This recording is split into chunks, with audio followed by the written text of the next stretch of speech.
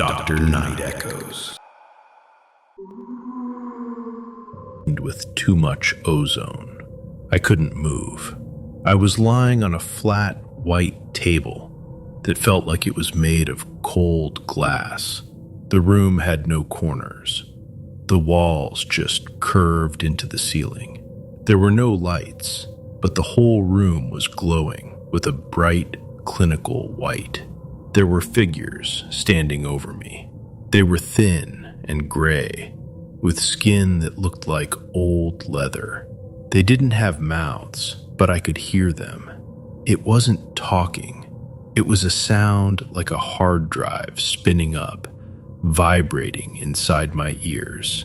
One of them held a long glass needle. It didn't look at me with anger or kindness. It looked at me the way a person looks at a bug they are about to pin to a board. It pressed the needle into my stomach. I didn't feel pain. Instead, I felt a wave of intense cold spread through my body. I watched as a small, glowing blue line appeared on my skin. The beings clicked at each other, and the sound grew louder. I felt a pressure in my brain, and then the white room vanished. I was back in my hallway. The house was in a frozen state. My husband was standing by the closet, halfway through putting on his coat. He was stuck there. I touched his face, and it felt like touching a cold wall. I ran to the nursery. My baby was in her crib, her tiny hand frozen in the air. I sat on the nursery floor and cried. 10 minutes later, I heard a sharp pop sound. Suddenly, the baby started crying. My husband finished putting on his coat and asked me why I was on the floor. He has no idea what happened. But later, when I changed the baby's diaper, I found a small metallic bead stuck to her skin. It was warm and pulsing with a faint blue light. I didn't tell my husband. I hid the bead in a jar in the garage. Every night I can hear it humming through the walls, calling out to the sky. I was locking the front door at midnight. That is the last thing I remember. The next thing I knew, I was standing in the middle of my kitchen. I was holding a glass of water, but I don't remember pouring it. I looked at the microwave clock. It said 3:15 a.m. 3 hours were just gone. The house was too quiet. It felt like the air had been sucked out of the rooms. I looked down at my feet. I was barefoot, and my skin was covered in a fine gray dust that looked like crushed bone. I walked into the living room and found my wife and daughter on the couch. They were sitting perfectly upright. Their eyes were wide open, staring at the blank television screen. I called their names, but they didn't even blink. I touched my wife's shoulder. She felt like a piece of furniture, cold and stiff. I went to the window and pulled back the curtain. The street lights were all dark. A thick, heavy fog was sitting on the lawn, but it wasn't moving. It looked like solid blocks of gray smoke. Then I saw a shape move past the oak tree. It was a silhouette, taller than the fence, moving with a strange, gliding motion. It didn't have a heartbeat or a breath. It was just a shadow that moved with purpose. I backed away and sat on the floor, shaking. I must have lost consciousness again. When I woke up, the sun was coming through the windows. My wife was in the kitchen fixing breakfast. My daughter was looking for her shoes. Everything seemed back to normal, but it wasn't. I went to the hallway to put on my work boots. They were sitting in the middle of the floor. Yesterday, they were covered in mud. Now they were polished to a mirror shine. The laces weren't tied in a normal bow. They were woven into a complicated, geometric pattern that looked like a computer chip. I haven't untied them yet. I'm afraid that if I change the pattern, those things will come back to finish whatever they started. The humming started at 2 a.m. It wasn't a sound you hear with your ears. It was a vibration I felt in my teeth and my fingernails. I tried to roll over to wake up my husband, Mark, but I couldn't move my arm.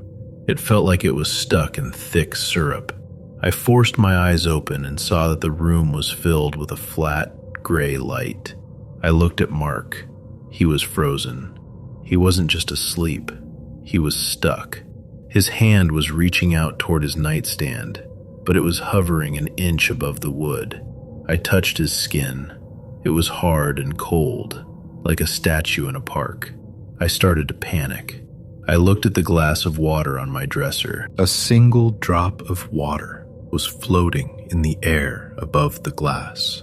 Gravity had simply stopped working for everything except me. I crawled out of bed, my heart hammering against my ribs. I stumbled into the hallway and saw them. There were 3 of them in my living room. They were incredibly tall, maybe 7 feet, and their skin looked like wet ash. They didn't have clothes, but they didn't have bodies like ours either. They were thin and spindly, with long fingers that had too many joints. They didn't have mouths or noses, just smooth, blank faces. They were touching my things. One was holding a family photo, moving its fingers over our faces as if it were reading Braille. I heard a sound in my head, a series of rapid, metallic clicks. It felt like someone was tapping on the inside of my skull. One of the beings turned to look at me. It didn't have eyes, but I felt a freezing pressure hit my forehead. I woke up on the floor the next morning. Mark was in the kitchen making coffee. He acted like nothing happened, but when I looked at the kitchen table, our mail had been opened and resealed with a clear, sticky substance that smelled like bleach. For a second, Mark's face looked smooth and gray. Then he blinked, and he was normal again. I'm not sure if that's actually my husband. It was a Tuesday night on a back road when the world went dark. My truck just gave up. The headlights flickered once and died. I looked up through the windshield, expecting to see stars, but there was just a giant hole in the sky. It wasn't a ship with blinking lights. It was a massive, matte black shape, darker than the night around it. It felt like the air was being pulled out of my lungs. I tasted copper in my mouth, like I had been sucking on a penny. Then the world jumped. I was still sitting in my truck, but I wasn't on the road anymore. I was parked in the middle of a cornfield, 3 miles away. The engine was off. The keys were on the dashboard, lined up in a perfectly straight line. I looked down and noticed my shirt was buttoned wrong. Every button was 1 hole off. I never dressed like that. My jaw felt tight and sore. I leaned forward and pulled down my collar to look in the rearview mirror. There was a small white hole just under my jawbone. It didn't bleed. There was no scab. It looked like a clean drill hole in wood. It didn't hurt, but it felt cold deep inside, like something had been left open. I drove home slowly. My dog Duke knew something was wrong before I even opened the door. He didn't bark. He backed into the porch shadows and growled at my chest. Since that night, he won't come near me. His hair stands up every time I move too close. Last night, I was lying in bed when I felt it. Something hard shifted under the skin near my collarbone. When I touched it, it slid away, slow and deliberate. I realized then that I'm not alone in this body anymore. Something is hiding inside me, using my skin like a sleeping bag, and I don't know how to make it leave. I was lying in bed at 11 p.m. when I saw it. A flash of black light.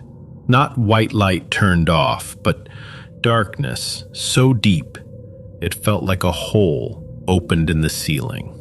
Then I woke up. It was 9 a.m. 10 hours of my life were just gone. I sat up and immediately knew something was wrong. My room wasn't messy. It was too clean. Every piece of clothing I owned had been taken out of my closet and dresser. Shirts, pants, socks, all of them folded into perfect 2-inch squares. They were stacked in the middle of the floor in a tall, straight pillar. No wrinkles, no mistakes.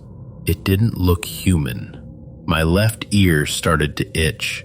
It wasn't painful, just a strange tickle deep inside. I reached up and felt something thin. I pulled gently, and a translucent thread slid out of my ear. I kept pulling. It didn't stop. When it finally came free, it was almost 4 feet long, wet, with a clear fluid.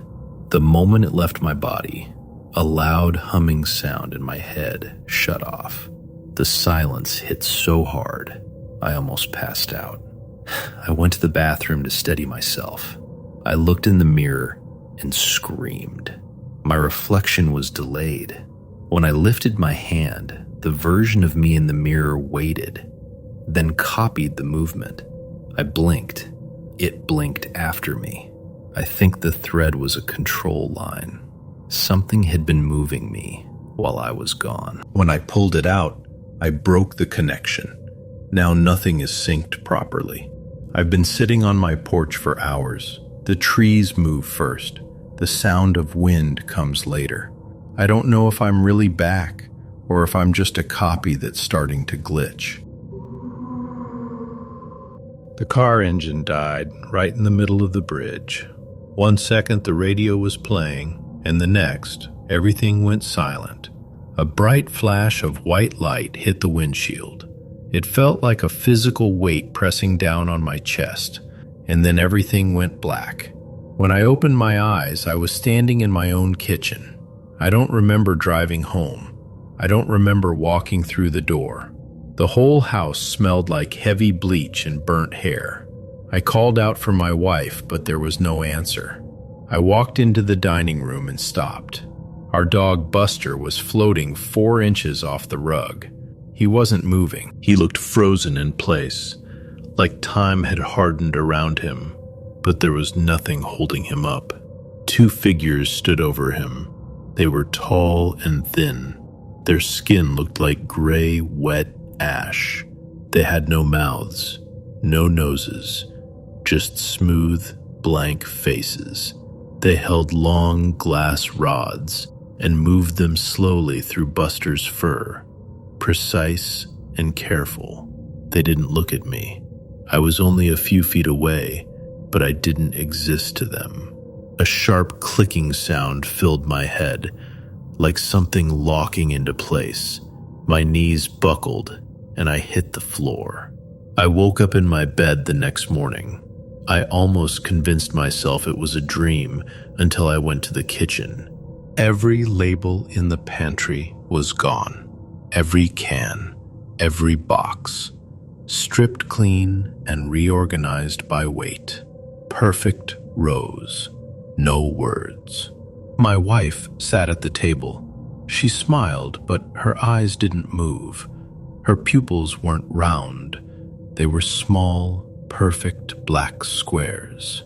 She lifted a blank silver can and ate slowly, staring at the wall. She didn't recognize me. That's when I understood. They didn't just clean the house. They emptied it. And whatever they put back wears our faces, but doesn't know our names. I got home at 2 a.m. I remember turning off my car, and then nothing. I woke up standing in my living room. My shoes were gone, and my socks were damp. There was a strange tingling on the back of my neck. I reached up and felt a tiny hole that was leaking a clear, thin fluid. I looked around my house and my heart started to race. It was too clean. It felt like a giant hand had come down and sorted everything. All the books on my shelf had been taken down and placed on the rug in a perfect, overlapping circle. I went into the kitchen. I had a junk drawer full of loose screws, batteries, and rubber bands. Now, all of it was laid out on the counter. Every screw was lined up by size. Every battery was pointed in the same direction. It didn't feel like a person had done this. It felt like a computer had analyzed my life. I went to the bedroom and saw my clothes. They weren't in the closet anymore. They were laid out on the bed. Every shirt and every pair of pants was folded into a tight, identical square. They were organized by color, from light to dark. I saw something move in the corner of the room. A small, silver object was floating near the ceiling, spinning so fast it was just a blur. I looked at the window and saw a shadow. It was a tall, thin figure with long limbs. It wasn't trying to hide. It was just standing there, watching the bed. It looked like a scientist checking a finished experiment to make sure everything was in the right place. I realized then that I wasn't a homeowner anymore. I was just a specimen in a jar, and they were finally finished counting my parts. I woke up face down in the mud in my backyard. It was raining hard, but the water felt thick and oily on my skin. I struggled to get to my feet, and that's when I heard it. A low, electric buzzing sound. I thought it was a power line at first, but as I walked into my kitchen, the sound followed me. It made the forks and spoons in the drawer rattle against each other. I went to the bathroom and wiped the mud off my face. There was a thin, red line running from my ear all the way down to my collarbone. It looked like a surgical cut that had already healed into a scar. When I touched it, the buzzing sound in the room turned into a high-pitched scream that only I could hear. It wasn't in the air. It was coming from my own bones. I found my phone on the floor. There were 12 missed calls, all of them from my own phone number.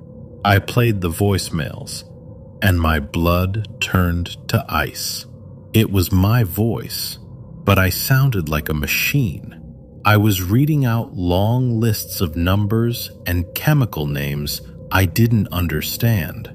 The recording of me was speaking in a flat, dead tone. The humming is getting louder every hour. It's 4 p.m. now, and every time I walk past the television, the screen fills with static. If I stand too close to the microwave, it starts running on its own. I don't think I'm a person anymore. I think I've been turned into a biological antenna. Something far away is broadcasting a signal, and they are using my body to send it. I'm afraid of what happens when the broadcast is finished. I'm afraid they'll just switch me off. It was a Saturday night at my aunt's old house. There were 5 of us kids, me, my brother, and our 3 cousins. The house was huge and full of weird corners. We decided to play hide and seek in the dark while the adults were downstairs talking. My cousin Marcus was it, and he started counting. I ran up to the attic as fast as I could. I didn't want to be found first. In the back of the attic, I found an old wooden trunk. I climbed inside and pulled the lid down, leaving just a tiny crack so I could breathe.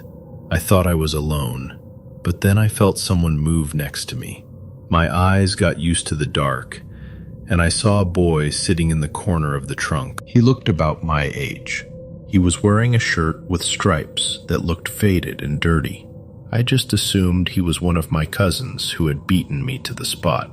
We sat there in total silence. Usually, when you hide with someone, you whisper or giggle, but he didn't do that. He just stared at the wood in front of him. After a minute, he leaned closer to me. His breath smelled like old basement air. "They'll never find us here." He didn't sound like he was playing a game. He sounded relieved, like he was actually hiding from something bad. Every time we heard Marcus walking on the floorboards below us, the boy would freeze. He wouldn't even blink. He stayed so still, it started to make me feel uncomfortable. I wanted to leave, but I didn't want to lose the game. Finally, my mom called out from downstairs that the game was over and it was time to eat. The light in the attic clicked on. I pushed the heavy lid open and stood up. I turned around to tell the boy that the game was finished. The trunk was empty. There was nobody there. It was just me and some old, flat blankets. I ran downstairs to the kitchen. I counted the other kids. All 5 of them were already at the table. I asked who the boy in the striped shirt was, but everyone just looked at me like I was crazy. My dad said I probably fell asleep in the trunk and had a dream, but I know I wasn't asleep. I can still feel how the trunk tilted when he leaned toward me. I had a small white music box on my nightstand that my grandmother gave me. It was shaped like a sleeping moon. When you turned the silver key on the bottom, it played "Twinkle, Twinkle, Little Star." The sound was thin and tinkly, the way those old metal combs always sound. It usually played for about 2 minutes, and then would slowly trail off as the spring ran out. One night, I woke up around 3 in the morning. The room was freezing, and the air felt thick, like I was underwater. My music box started playing. I hadn't touched it. I hadn't wound the key. I sat up in bed, thinking maybe the spring had just been stuck and finally snapped into place. But as I listened, I realized the song was wrong. It wasn't playing the lullaby I knew. The cylinder was spinning in the wrong direction. The notes were coming out backward. At first, it just sounded like a broken toy, but then the tempo began to change. The tinkling metal sound started to stretch and warp. It became deep and vibrating, shaking the wood of the nightstand. The melody didn't sound like music anymore. It sounded like a voice. It was a low, distorted growl that followed the rhythm of the song. Each note was a heavy, guttural huff of air, like something very large was trying to speak through the tiny mechanism. I reached out to grab the box to make it stop, but I froze. The silver key on the bottom wasn't turning. The music was playing, and the sound was coming from inside the moon, but the mechanical parts were completely still. The growling got louder, filling the room until my ears started to ring. It felt like the sound was crawling up my arms. Just as I found the courage to knock it off the table, the music snapped shut. The room went dead silent. I turned on my lamp, my heart hammering against my ribs. I picked up the music box and turned it over. The key was wound tight. It wouldn't budge. I tried to force it, but the metal snapped. I never heard the song again, but sometimes, when the house is very quiet, I can still hear that low, rhythmic growling coming from the back of my closet where I hid the broken moon. When I was 4 years old, my backyard shared a border with a very old cemetery. It wasn't a scary place to me back then. To a kid, it was just a quiet park with big stone blocks and tall grass. My mom used to let me play near the edge of the woods while she worked in the garden. She thought I was just talking to myself or playing with imaginary friends. But I wasn't alone. I had a friend there named Silas. I remember him being very tall and wearing a heavy coat, even when the weather was warm. He always sat on the same flat, gray stone under a large oak tree. Silas was the one who taught me how to read. This was months before I even started kindergarten. He would point to the deep carvings in the stones and help me sound out the letters. He would trace the shapes in the moss with a long, thin finger. I learned the alphabet by reading the names of the people buried in the dirt. He didn't talk much, but he was patient. He told me his name was Silas because I asked him one afternoon while we were looking at a stone with a weeping willow carved on it. I told my mom about him at dinner one night. I said, "Silas says the rain is coming." My mom just smiled and said it was nice that I had such a creative imagination. She didn't think it was strange that her toddler was suddenly able to recognize complex names and dates on old monuments. She just thought I was a bright kid. One day, I went out to find him, but the spot on the flat stone was empty. I walked a bit further into the overgrown section of the graveyard, looking for his coat. I tripped over a small, crooked headstone that was half sunken into the earth. I cleared away the dead leaves and the dirt to see the name. It said, Silas. Underneath the name, it listed a birth date and a death date from 1892. I felt a cold shiver go down my back that I didn't understand yet. I looked up and saw the tall man standing by the oak tree. He wasn't moving. He just watched me. He looked exactly like he always did. But for the first time, I noticed that his boots didn't seem to crush the grass beneath them. He didn't wave goodbye. He just faded into the gray shadows of the trees. I ran back to my house and never went back into the cemetery alone. Even now, 30 years later, I can still hear his voice in my head whenever I see an old gravestone. He didn't sound like a ghost. He sounded like a teacher. When I was 10 years old, I lived in a house that always felt restless. My bedroom was at the very end of a long, dark hallway. Every night, I would go to bed and try to fall asleep before the house got too quiet. But at exactly 3:15 a.m., I would wake up.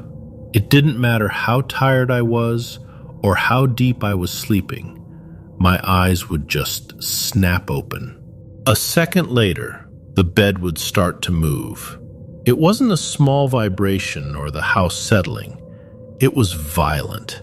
It felt like 4 grown men were standing at each corner of my bed, grabbing the wooden frame with both hands and shaking it with everything they had. The mattress would lift off the floor, slamming back down over and over again. My pillows would slide off the edge, and the headboard would bang against the wall so hard I thought the plaster would crack. I remember gripping the sheets until my knuckles turned white.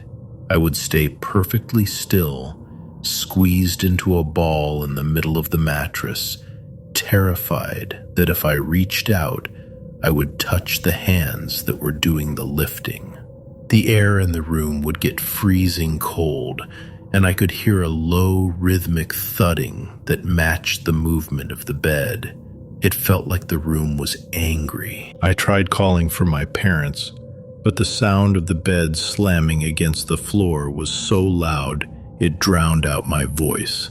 I found out by accident that there was only one way to make it stop. One night, while the bed was bucking like a wild animal, I started reciting a prayer my grandmother had taught me. I didn't even say it out loud. I just said it in my head. Immediately, the shaking slowed down. The violent slamming turned into a soft tremor, and then it stopped completely. The bed settled back onto the floor with a final, heavy thud. For the rest of the year we lived there, I had to pray myself to sleep every single night. If I stopped, even for a second, I could feel the corners of the bed start to twitch, like someone was just waiting for me to go quiet so they could grab hold again. We moved out a few months later. My dad told me the foundation was just bad, but he never explained why the neighbors never heard the banging, or why the floor stayed perfectly still while my bed was trying to throw me off. There was an old painting hanging in the hallway of our rental house. It was a portrait of a man in a dark suit sitting in a high-backed chair. He looked like someone from the 1920s. My parents thought it was sophisticated, but I hated walking past it. The hallway was long and narrow, and the man's eyes seemed to follow me no matter how fast I ran. After we had lived there for a month, I noticed something wrong. One morning, the man in the painting was smiling. It wasn't a nice smile, it was wide and showed too many teeth.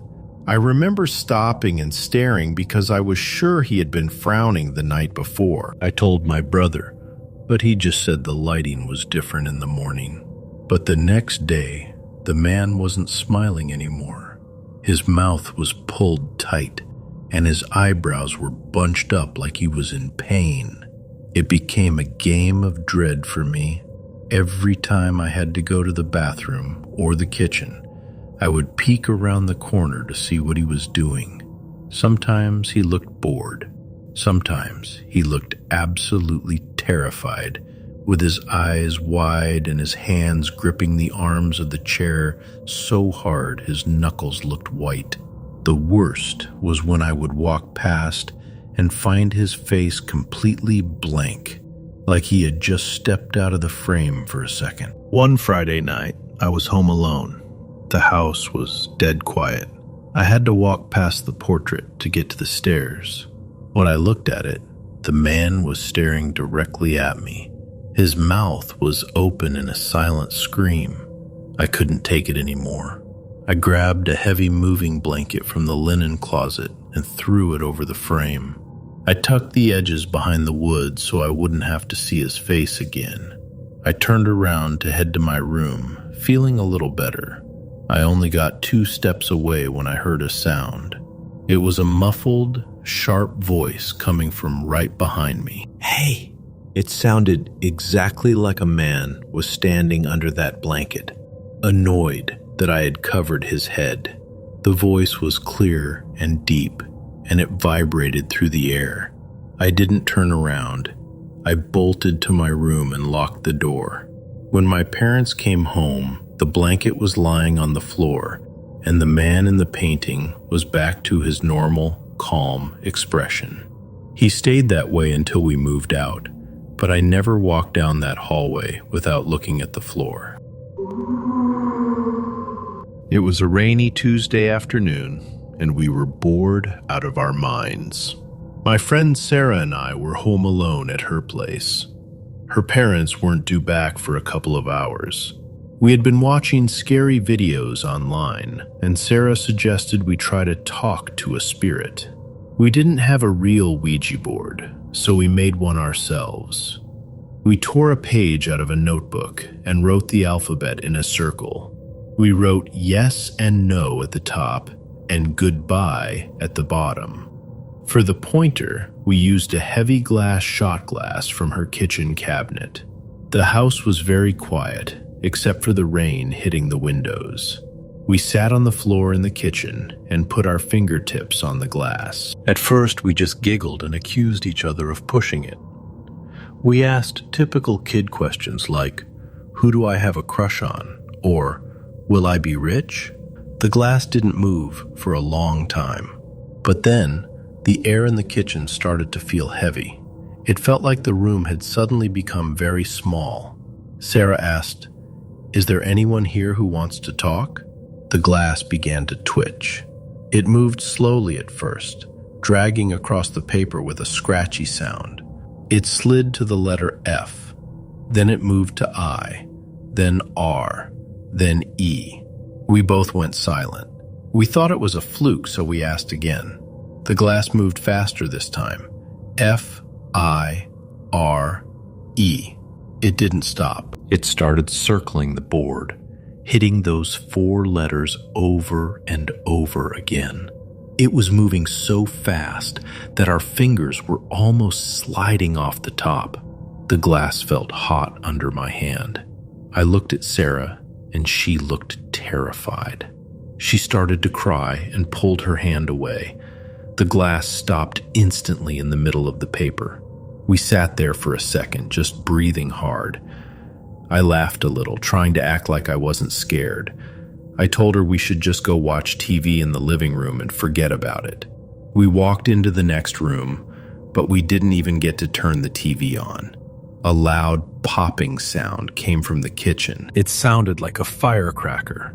We ran back in and saw thick, black smoke pouring out of the toaster on the counter. It wasn't even turned on. It wasn't even toasted anything recently.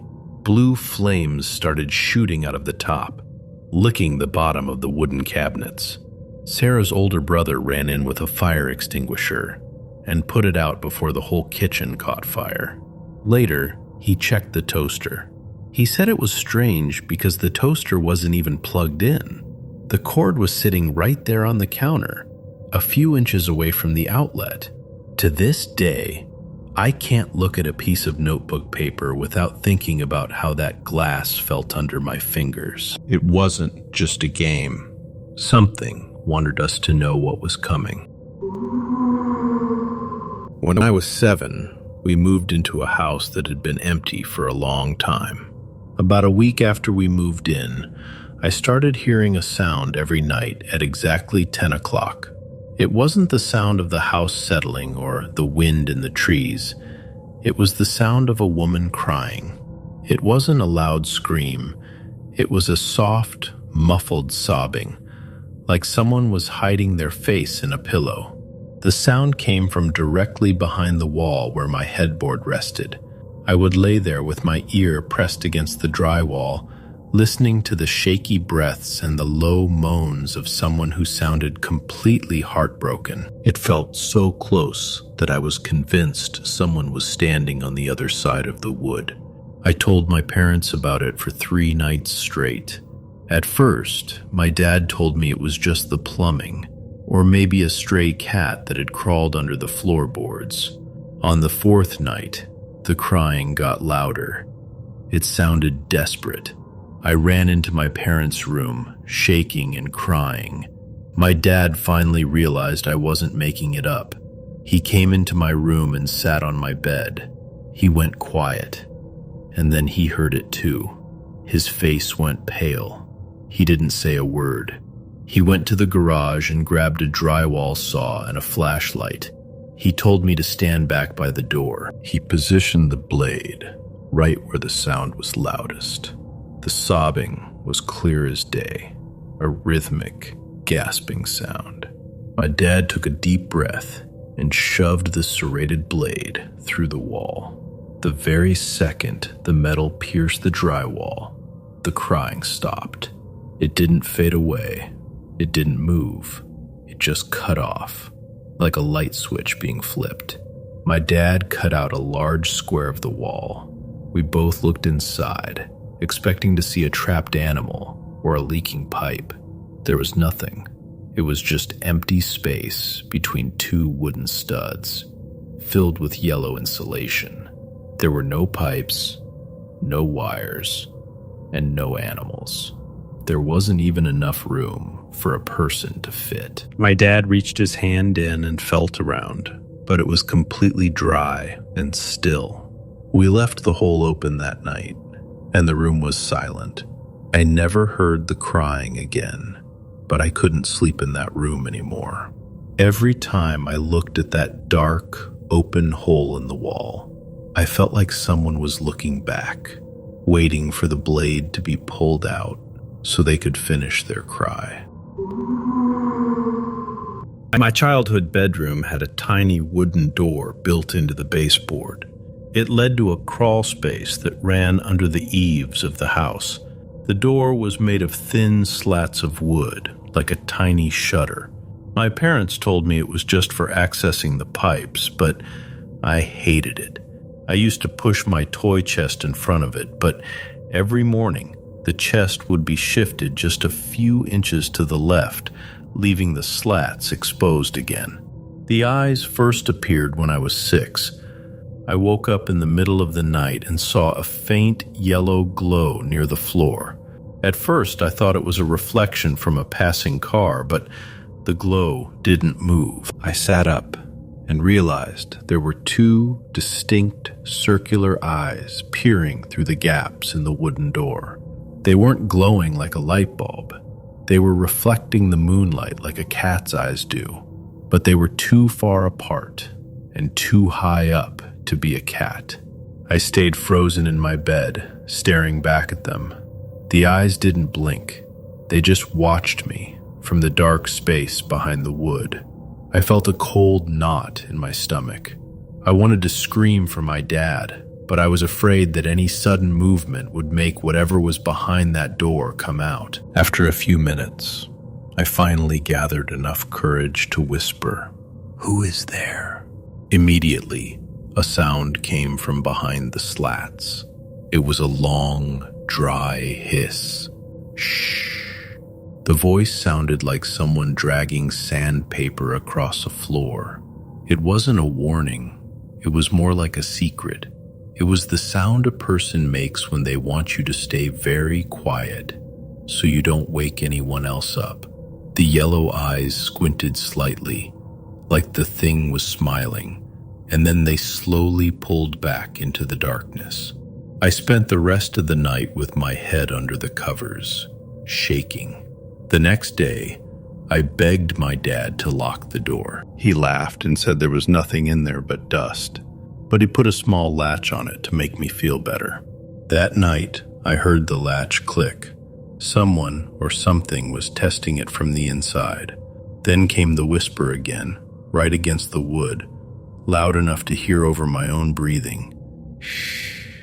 I never told my parents about the voice. I felt like if I told them, the thing in the wall would know I broke our secret.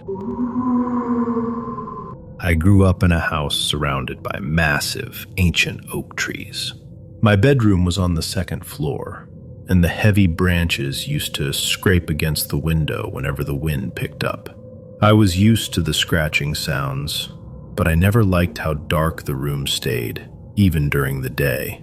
When I was 9, a huge summer storm hit our town. The rain was coming down so hard I could barely see the trees outside. I was curled up under my blankets, trying to block out the flashes of lightning. I wasn't asleep yet when the air in the room suddenly changed. It felt thick and heavy, like the pressure right before a thunderclap, but it didn't go away. I looked toward the end of my bed and saw a woman standing there. She was wearing a long white dress that looked damp and heavy. Her hair was matted against her face, and her skin had a gray, pale tint to it. She didn't look like a person. She looked like a memory of someone.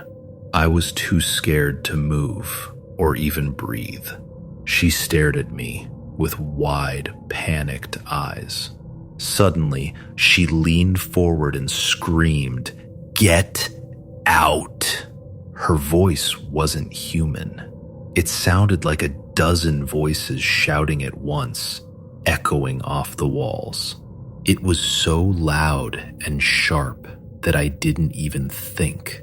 I threw my covers off and bolted out of the room. I ran down the hallway and dived into my parents' bed, sobbing and shaking. My dad started to ask me what was wrong, but he didn't get to finish his sentence. A deafening crack echoed through the house, followed by the sound of breaking glass and splintering wood. The whole floor shook. My dad ran to my room and opened the door, but he stopped at the threshold. A massive oak branch, thicker than a person's waist, had snapped off in the wind. It had crashed right through the roof and the ceiling. The heaviest part of the branch had landed directly on my pillow. The wooden frame of my bed was crushed flat. If I had stayed there for even 10 more seconds, I wouldn't have survived. My dad called it a miracle or a lucky instinct.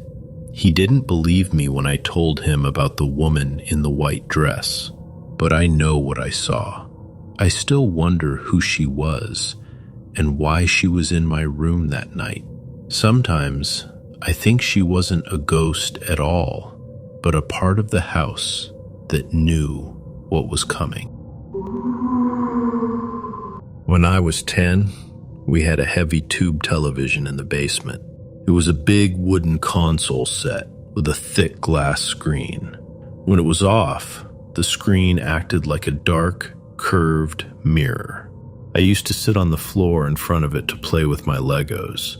The basement was always quiet and smelled like laundry detergent and cold concrete. One afternoon, while I was building a tower, I happened to look up at the black screen.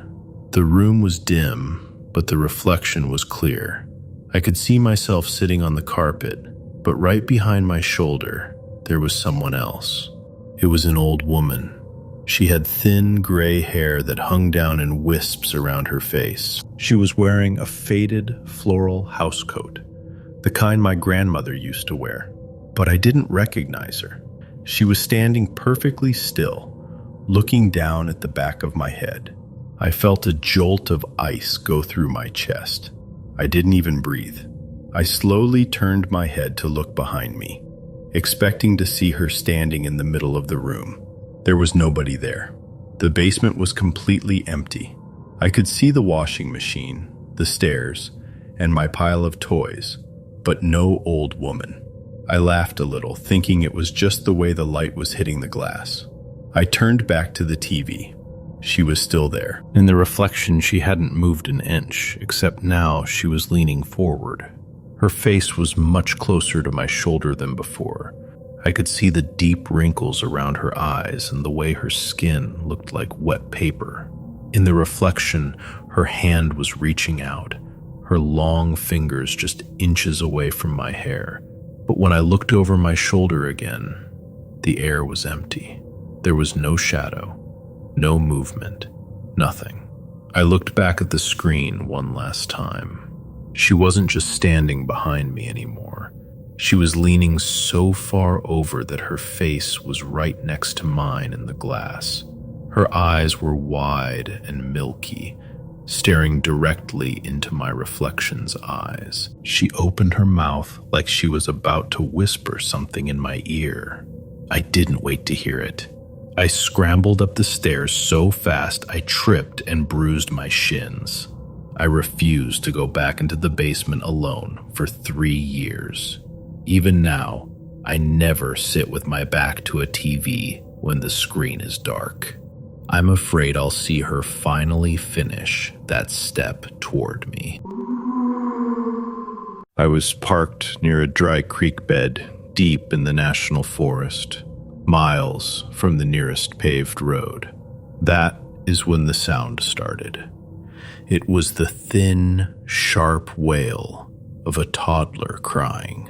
It was coming from the bottom of the steep gully just past my campsite. I sat up in my sleeping bag, my skin crawling. I had not seen another person or vehicle for 2 days. I tried to tell myself it was a fox or a bird, but the sound was too specific. It had that gasping, breathless quality of a child who had been sobbing for a long time. I grabbed my heavy flashlight and stepped out of the truck.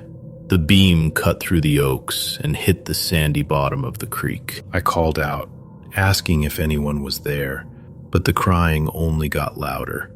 I started hiking down the slope, sliding on the loose rocks. Every time I got within 20 feet of the sound, it would cut off and restart further down the bend. I followed it for 10 minutes, my chest tight with panic. Then I stopped. I realized the child wasn't moving. The sound was moving. It didn't have the natural rise and fall of a human voice. It was perfectly rhythmic. It repeated the exact same hiccup and the exact same pitch every 4 seconds. It sounded like a low-quality recording being played through a speaker.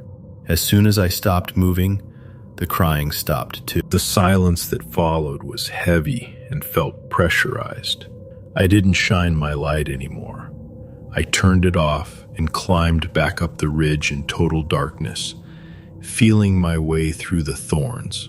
I got into my truck and locked the doors. I sat there with my engine off, staring at the gully. A few minutes later, the crying started again. But this time, it was directly outside my passenger window. It was the same rhythmic, looping wail, coming from something standing right against the glass. I dropped anchor in a deep, narrow bayou, just as the sky turned the color of a fresh bruise.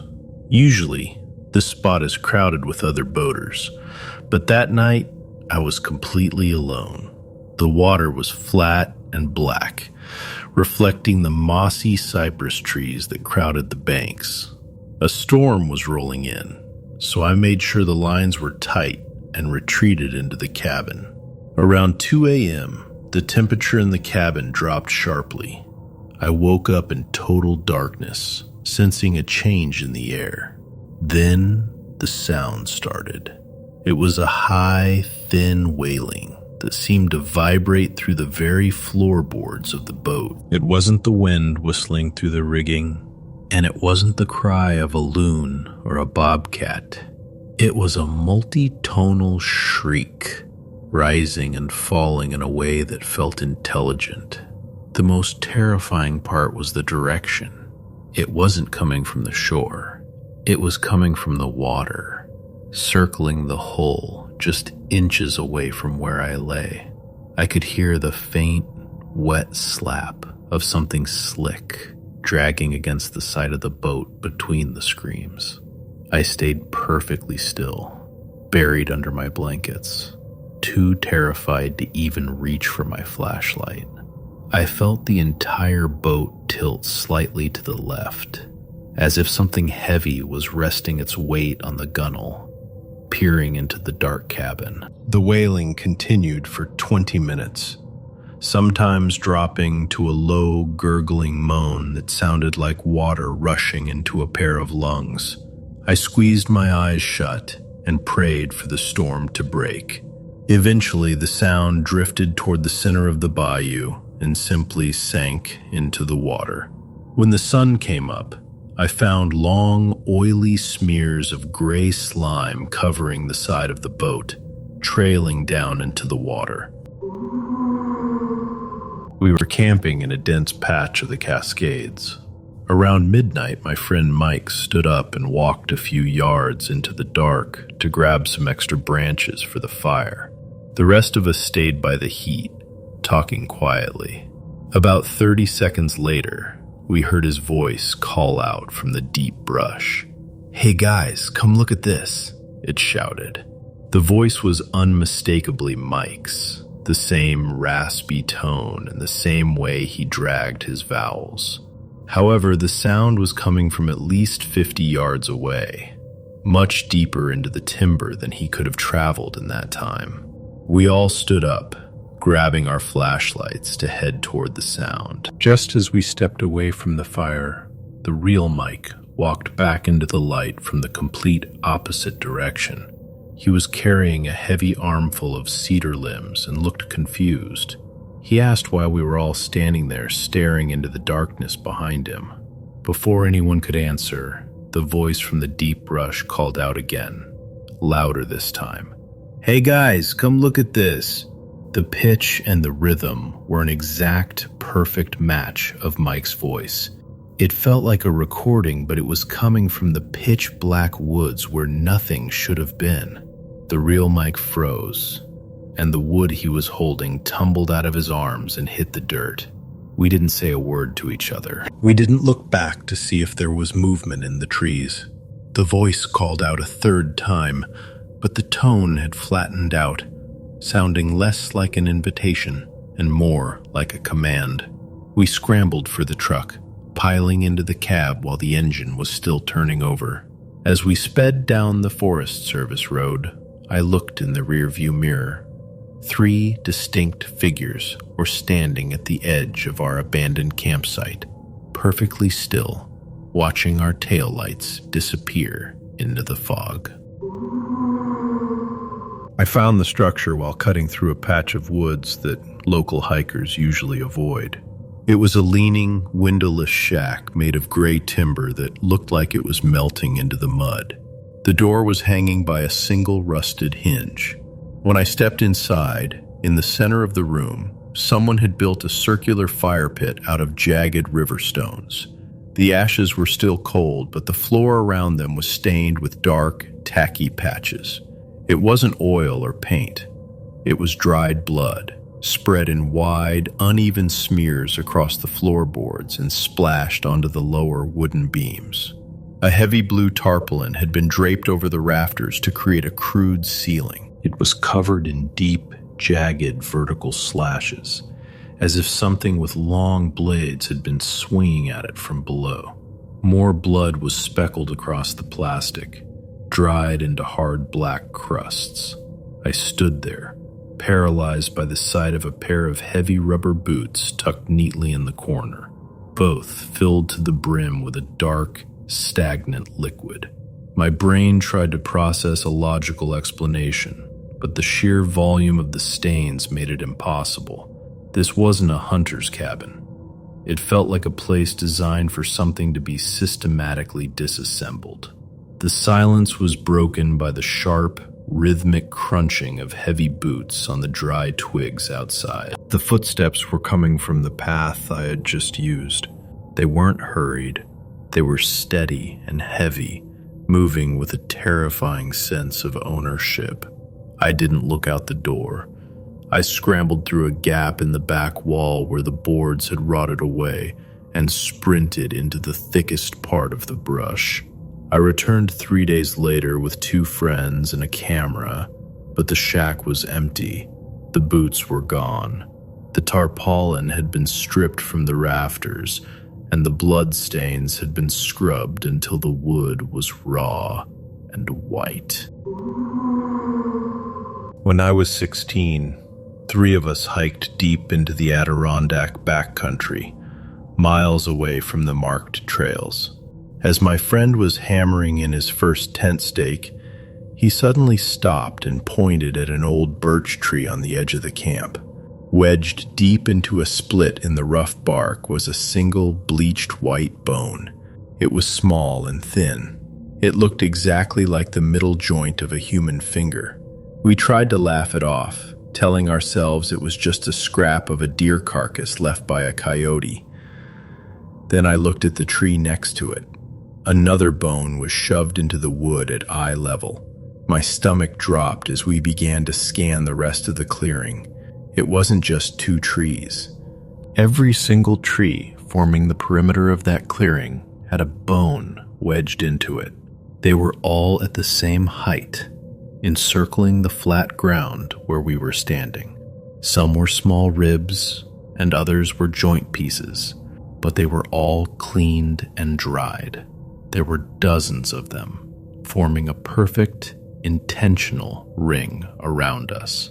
The realization hit us all at once that we hadn't stumbled into a natural clearing. We were standing in the center of something that had been prepared. The woods went completely silent as we stood there staring at the circle. There was no wind and no bird noise, just the sound of our own heavy breathing. We didn't even talk. We didn't bother folding the tents or organizing our gear. We just shoved the loose nylon and poles into our packs, throwing everything in as fast as we could. We hiked for 3 hours in total darkness, using our headlamps to navigate the rough terrain. We didn't stop until we reached a rocky ridge miles away. Even now, I can't shake the feeling that someone was sitting just outside that bone circle, waiting for us to zip ourselves into our sleeping bags.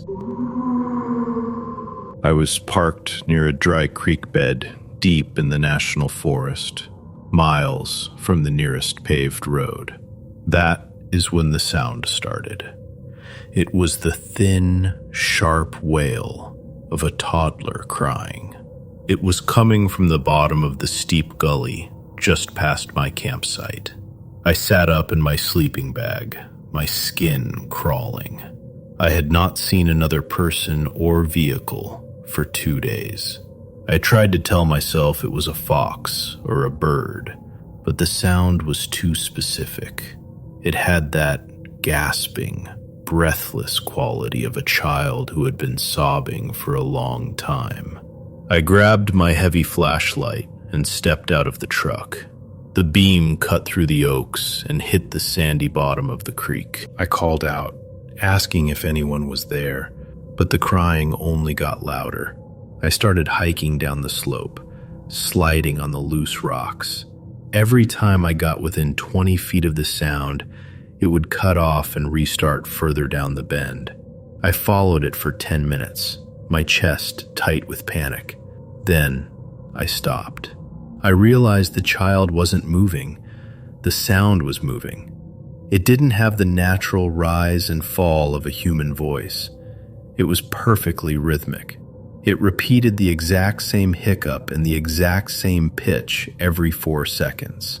It sounded like a low-quality recording being played through a speaker. As soon as I stopped moving, the crying stopped too. The silence that followed was heavy and felt pressurized. I didn't shine my light anymore. I turned it off and climbed back up the ridge in total darkness, feeling my way through the thorns. I got into my truck and locked the doors. I sat there with my engine off, staring at the gully. A few minutes later, the crying started again. But this time, it was directly outside my passenger window. It was the same rhythmic, looping wail, coming from something standing right against the glass. I had finally built up the courage to go on my first solo camping trip in a remote part of the state park. The evening was peaceful, but as soon as I crawled into my sleeping bag, the woods felt much smaller. Around midnight, the thin nylon wall of my tent suddenly dipped inward. Something was leaning against the fabric, pressing hard enough that I could see the silhouette of a shoulder through the material. I held my breath, hoping it was just a stray dog or a deer. Then, the scratching started. It was the sound of long, sharp fingernails dragging slowly from the very top of the tent all the way down to the dirt. The sound was deliberate. It was not the random pawing of an animal looking for food. It was rhythmic and calm. I felt the vibration through my sleeping pad as the nails caught on the reinforced seams. My heart was pounding so hard I could feel it in my throat. I tried to stay quiet, but when the scratching started on the side right next to my face, I snapped. I sat up and screamed, "Go away!" as loud as I could. The scratching stopped instantly. The silence that followed was even worse than the noise. Then, a voice replied. It was a very soft, high-pitched giggle that sounded like a child, but there was something wrong with the tone. It felt empty and cold. Immediately after the laugh, I heard the heavy, wet thuds of something running away on 2 legs. It wasn't light like a kid. The footsteps were heavy and cracked thick branches as it sprinted into the deep brush. I didn't wait to see if it was coming back. I grabbed my car keys and my boots, leaving the tent and most of my gear behind. I ran to my car and drove 3 hours back to the city in total silence. I still haven't gone back for my equipment. One summer, I lived out of my pack in the deep timber for so long that my senses started to shift. One afternoon, I was sitting on a downed cedar, just letting the silence settle around me. The air was dead still. Suddenly, a heavy green pine cone thudded into the dirt a few feet away. I didn't think much of it until a second one hit the ground, closer this time. I scanned the canopy, expecting to see a squirrel, but the branches were motionless. I closed my eyes and focused on the air, trying to catch a scent. Nothing, just the smell of damp earth and pine needles. Then, a third cone hit the log right next to my thigh. It didn't fall. It had been thrown with enough force to make the wood ring. I stood up, my skin crawling with a sudden, intense heat. I looked in every direction, but the woods were a blur of gray and green. There was no sound of footsteps, no snapping twigs, and most importantly, no scent of another human. I grabbed my pack and started to walk away, trying to keep my pace steady. As soon as I moved, more cones began to rain down around me. They weren't falling from the sky. They were being flicked from the dense brush at my sides. Every time I turned to face the source, the movement would stop. I felt a cold, sharp pressure at the base of my neck, that primal instinct telling me I was being hunted by something that didn't use soap or perfume. I stopped trying to be brave and just ran. I didn't stop until I reached the gravel access road miles away. Whatever was back there, it didn't want me to see it, and it definitely didn't want me to stay. The limestone ridges in that part of Kentucky create these deep, narrow hollows where the air stays heavy and sound carries in a way that feels unnatural. I was about 3 miles from my trailhead, cutting through a dense stand of trees as the sun began to dip behind the bluffs. The first time I heard the snap, I figured it was a deer or maybe a stray dog. But as the trail got steeper, the timing became too deliberate. I would plant my boot on a dry hickory branch, and exactly 2 seconds after the crack, a mirror sound would punch through the silence from the brush behind me. It was not the clumsy crashing of an animal. It was a controlled, weighted mimicry. I stopped dead in my tracks to adjust my pack, and the forest behind me went instantly silent. No leaves settling, no shifting weight. I waited a full minute, my heart hammering against my ribs, before taking 5 rapid, aggressive lunges forward. I stopped abruptly. 5 identical, rapid thuds followed from the thicket, stopping precisely when I did. The distance between us remained a constant, suffocating 20 yards. I tried to convince myself it was an echo, but the ground was wrong, and the rhythm was too human. I started walking again, this time counting out 10 paces at a slow, dragging crawl.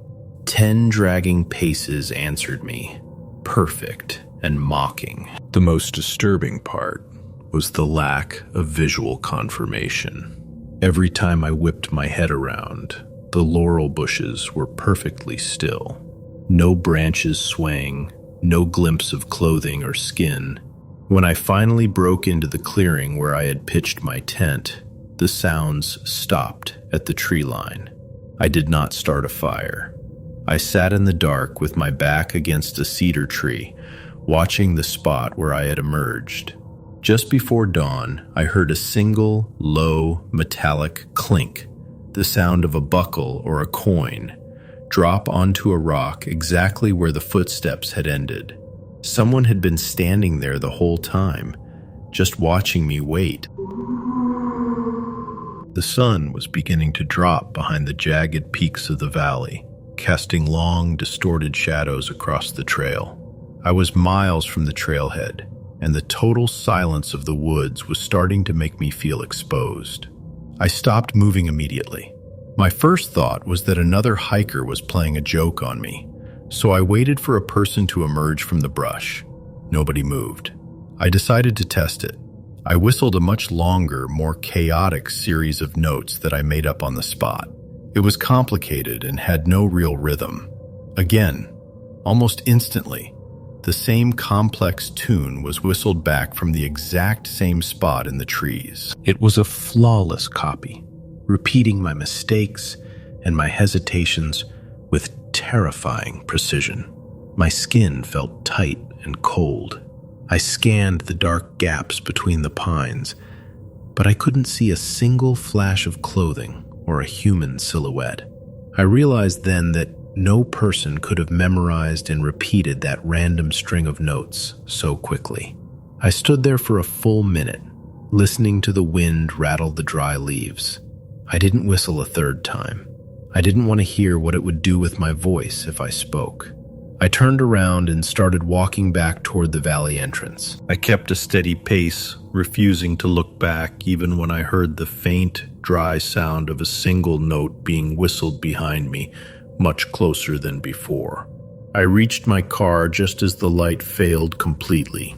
As I locked the doors, I looked at the tree line and saw a pale, thin shape move back into the darkness.